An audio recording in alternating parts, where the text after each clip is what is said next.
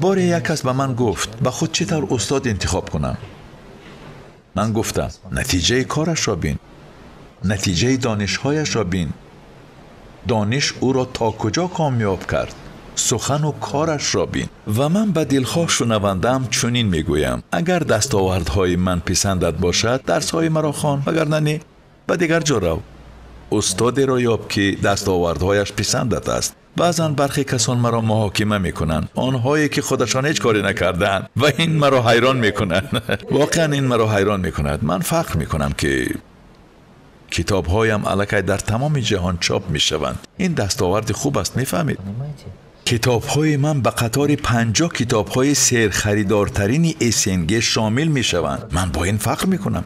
میفهمید؟ برای چی نکنم؟ من واقعا با این فخر میکنم. من حالا در قطار 50 نویسندگان بهترین اسنگ قرار دارم. این را به من اکسما گفت. من ریتینگ ها را پرسان شدم. گفتم که به من درباره ریتینگ ها معلومات دهید. به من گفتند که شما به قطار 50 نویسندگان بهترین اسنگ داخلید. این خیلی خوب است. من با این فخر میکنم. اینها فکتند.